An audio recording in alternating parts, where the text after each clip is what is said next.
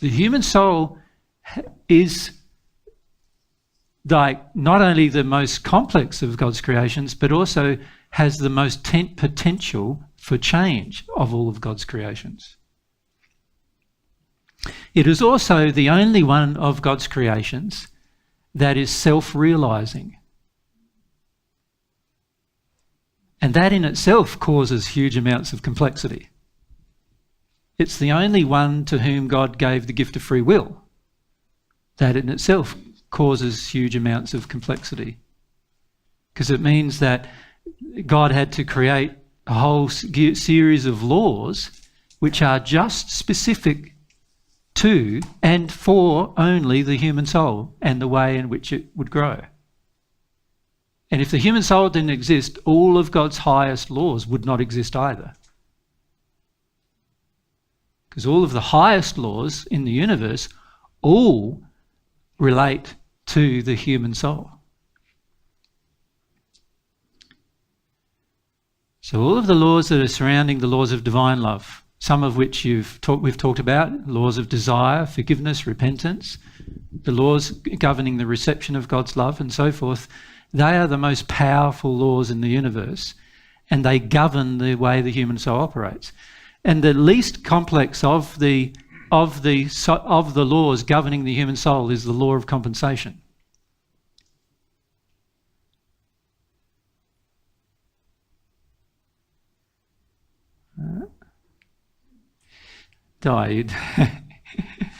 You'd like to ask.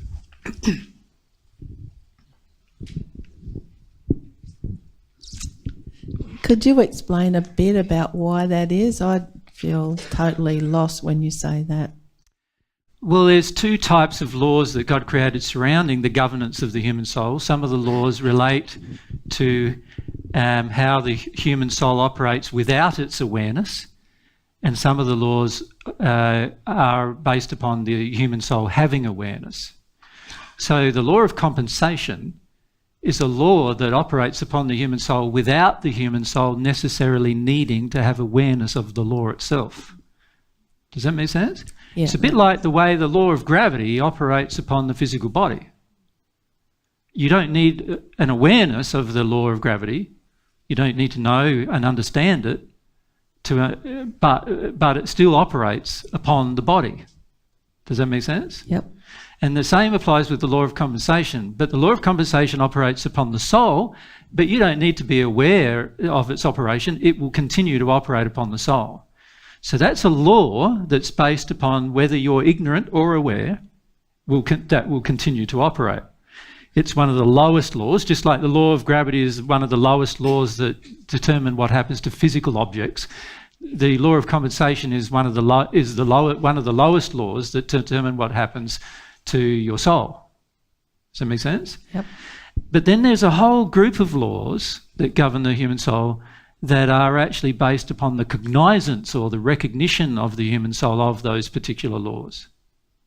In other words, the human soul needs to understand the law in order to embrace the operation of the law. Does that make sense? Yep. And those kind of laws are things like the law of repentance, law of forgiveness, the law of receiving divine love, law of desire, and so forth, right? Those laws are higher laws governing the human soul because they require the human soul's engagement of the law. They require the human soul to be aware of and to engage the law appropriately in order for the law to operate. Does that make sense?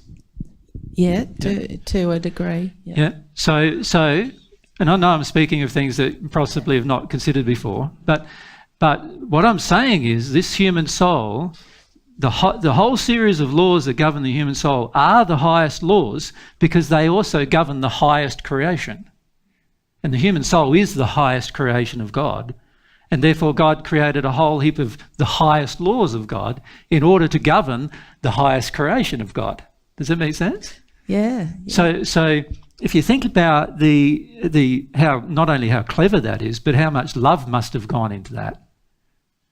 You know, once you understand the laws, you realise how the human soul can't be an accident. Because there's all these laws that are all very fixed in their operation that govern the human soul. And therefore, if there is law, there has got to be a creator of a law in order to have that law be effectual. And obviously, a law requires a designer. Just like here on earth, we have laws created by governments. The governments get together and create a law, and that means they designed the law. Well, God too also designed the laws that govern the human soul before God created human souls. So that tells you that God knew, before he created the first human soul, he knew what he wanted the human soul to be able to do, what he wanted, how the human soul would be governed, how the human soul would be helped to grow, but he also knew that the human soul may choose to degrade. And he actually created laws that allow for the redemption of a degraded soul. Pretty clever, eh? Yeah. It's amazing when you start looking at the laws associated with this pinnacle of God's creation, your soul. So really, I'm just starting to get some sense of how, God must be infinite to create us with this infinite potential. I've never been able to even get an inkling of what that might be before. Yeah, and that's the thing, is the term infinity, once you emotionally start to feel it, just blows you away completely emotionally. Imagine creating a creation that not only has a certain potential should a person choose to not engage the potential, so that potential happens to be the sixth dimension of the spirit world, but also then to create a creation that if it chooses to receive God's love in particular, but also there may be other God's qualities that God will share, but if it chooses to receive God's love, then it has another new potential, which is completely different than the original potential, by factors of 10, completely different, right? And then imagine that God gives you another quality that we have not even discovered that God might be able to give us at this point, and you can only discover it when you're in a union state, and then that gives you the potential of another series of growth where the human soul now becomes a completely different creature again. And again, and again, and again. Theoretically, it could go on for, we don't know how long that could go on. We don't know what the human soul could end up being. But it's all dependent on the reception of and the operation of one of the laws relating to the highest laws of governance of the human soul, the laws surrounding divine love. So why do we need to know that? Well, we need to see that God had plans for you that far exceed your current conception and far exceed your own plans for yourself. But God engaged these plans, and you will need to engage these plans with the use of your will. You can't, it's not something that God's going to force on you. He's not going to make you do it. It's something you can engage. Ben, you had a question.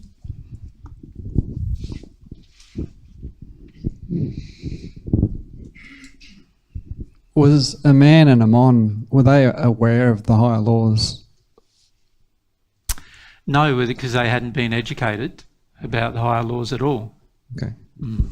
You can only become aware of the higher laws by receiving divine love. So the reality is we can talk about these higher laws, but you won't understand them until you've received God's love.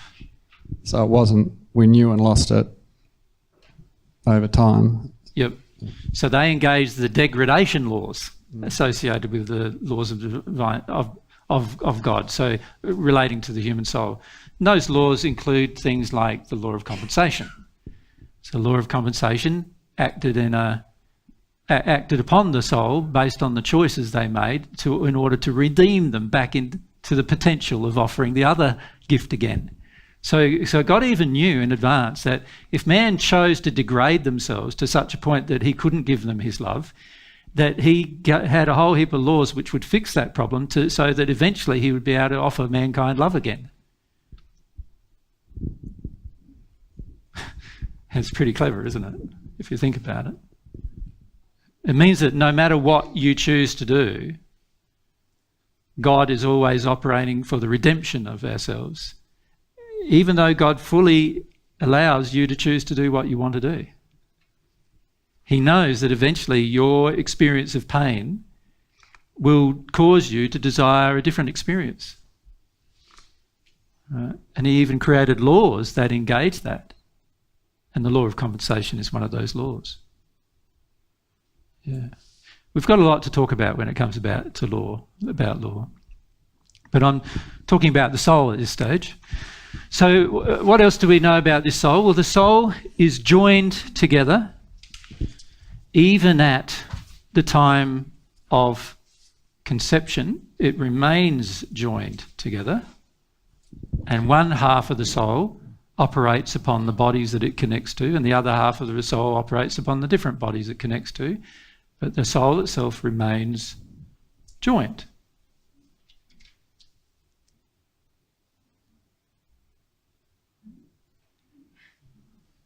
You see, I've drawn it in such a way that you can understand, right? Haven't I in the past? I've gone like this, here's our soul, and this one gets the bodies, and this one gets the bodies, and you've thought of it as separation, haven't you? Yeah. I've said that it's not separated many times, actually, if you go back over what I've said to you, but you've thought of it as separated. It's not separated. You do not have a consciousness of your joining. That's what causes the illusion of separation. Emotionally, you do not have a consciousness of the joining. So to you, it's as though you are operating as though it is separate. So when you say I, you're really saying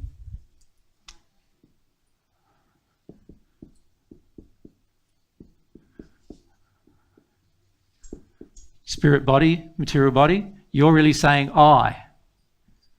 That's not God's definition of I.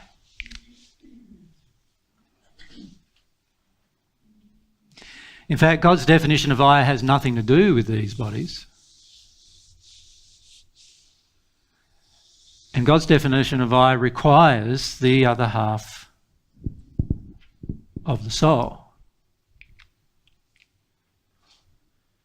And this is what you are. You are one half of a soul thinking that it's whole. Right now, you are one half of a soul thinking it's whole, feeling it's whole. When I say whole, I mean feeling it's whole. You are one half thinking it's a whole, thinking it's fully self-sufficient, and it's not. It's the beginning of your problems. The lack of awareness of the creation that you're actually already joined. You just are completely opposing the joining. Emotionally, you are opposing the joining. You are in complete denial of the joining.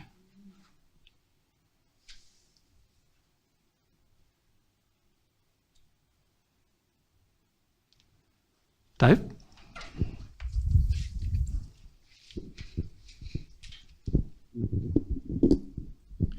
So if I heard you right, we're not separate at conception and beyond. And so... No, but we are not aware that we're joined. And that's an emotional thing. That's an emotional thing. And that's why the emotional aspect of us is so important, to have connection with the other half of ourselves, to be able to connect with God, our celestial brothers and sisters, and so on and so forth. Yeah. It's also, when you think about it, you wonder sometimes if humankind didn't have this male-female separation thing going on as we currently do, which is quite a large emotional injury on the planet, isn't it? It's one of the most significant emotional injuries on the planet. You wonder what the next generation of children would feel, because they would feel they're already joined to somebody. And so therefore they wouldn't go off looking for some other partner. because they would know and be aware that they're already joined, and sooner or later they'll meet up with that person. Does that make sense?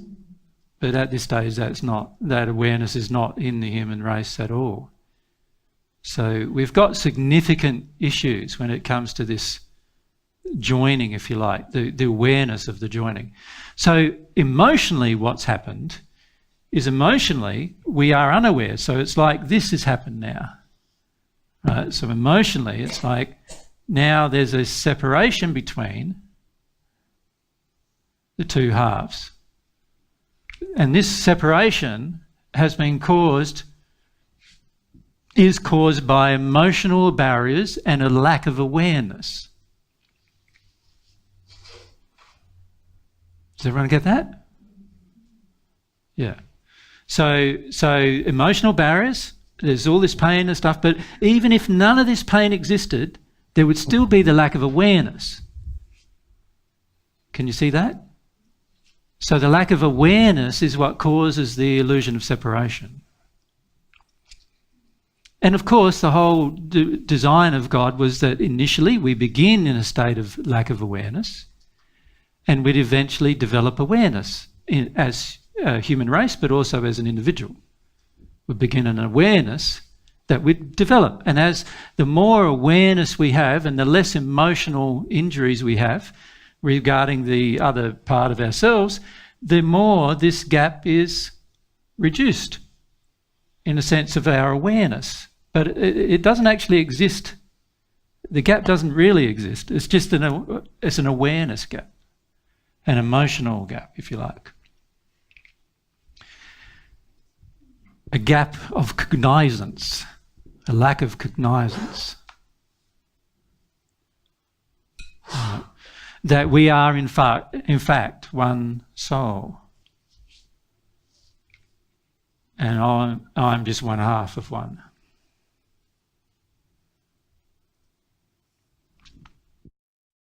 We go to Paul, thanks.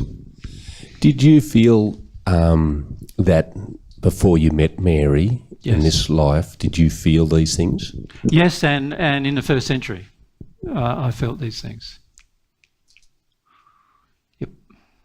So you grew an awareness that you were connected to Mary, even though you weren't with her, and and that you were. Yeah. And I knew I'd meet her at some point, barring any accidents, or I'd meet her on earth. If there was an accident, I'd meet her in the spirit world. So that was something, because when you cleared emotions, that like awareness came to you. No, remember, I wasn't working on clearing emotional pain that happened from a multi-generational perspective. All I had to do was focus on, in the first century, was focus on clearing emotional pain based around what was happening to me, right? Which I had to continue to do the whole time. Because obviously there was a lot of events that happened to me that happened to you, and I had to let myself feel about them. And as I felt about them, I released them emotionally, and so therefore maintained the awareness. But if I'd held on to the emotions, chose to, then my awareness would have degraded to the point where I would be in denial. Does that make sense? But that awareness meant that I knew that at some point I would meet the other half of me, and God's training of me, I suppose you could say, which God's been trying to train you as well. If you examine the way things go together, you know, there's barely anything that you can observe from a sexual process on the planet that doesn't involve, there's a few things, but most of them microscopic, that don't involve two parties. And isn't that God training you as to how God's created your soul, to a degree? The application of the lower physical life applying to the higher spiritual life. And I learnt to see the relationship between what God was showing me on the lower compared to what was going on in the higher. If we come down to Diane, thanks. Just a couple down.